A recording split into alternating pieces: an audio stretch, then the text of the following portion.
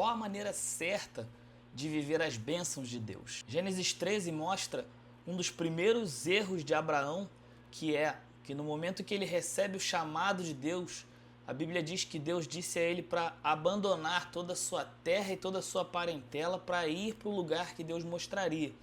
Mas no meio dessa peregrinação, Abraão acaba levando com ele o seu sobrinho Ló. E aí, enquanto eles caminhavam juntos, a Bíblia diz que Ló e Abraão prosperaram muito ao ponto deles não conseguirem habitar no mesmo lugar. Eles tinham tantas coisas, tantos bens, tantos rebanhos, que eles não conseguiam ficar no mesmo lugar. O mesmo espaço de terra não era o suficiente para sustentar tudo que eles tinham. E aí então a Bíblia diz que Abraão colocou toda a terra que tivesse diante dos olhos deles, que os olhos deles pudessem alcançar. Ele colocou tudo isso diante de Ló e disse: escolha um lado e o lado que você escolher, você vai para esse lado e eu vou para o outro. E aí nesse momento, obviamente, Ló olha toda a terra que os olhos dele podiam alcançar e escolhe o lugar que parecia mais fértil.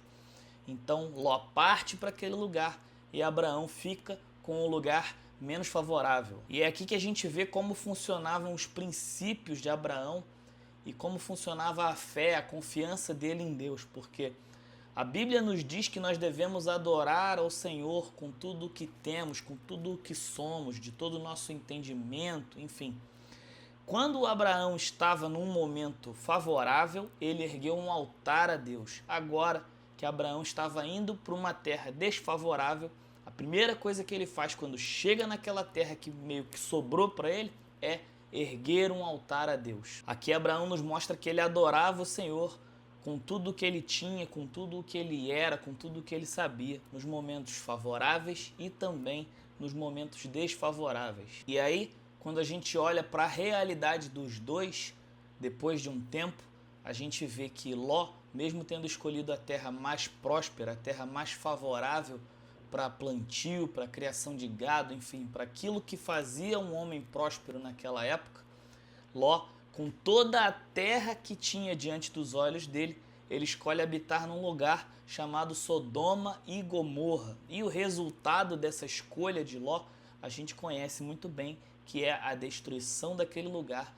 e, consequentemente, a destruição do local que Ló havia escolhido. E, inclusive, nessa destruição a gente vê a passagem tão emblemática da Bíblia em que a mulher de Ló olha para trás e se transforma numa estátua de sal. Agora, quando a gente olha para Abraão, a gente vê que ele ficou com o lugar menos favorável, mas naquele lugar ele adorou ao Senhor. E o fato dele adorar ao Senhor fez com que ele prosperasse mesmo no lugar menos favorável. Então o que a gente vê aqui, além do princípio de Abraão de adorar ao Senhor em tudo, é uma realidade espiritual que define o seguinte: não é o lugar que faz de você próspero ou não, porque Ló estava no lugar mais provável de ser próspero e não prosperou, enquanto Abraão, adorando a Deus em tudo, foi próspero no lugar menos favorável. Uma terra desfavorável só é uma terra desfavorável até um homem de Deus pisar naquela terra. Isso a gente vê em Abraão, e o que a gente vê Abraão vivendo depois se tornou uma promessa de Deus para o povo de Israel à medida que o povo fosse fiel.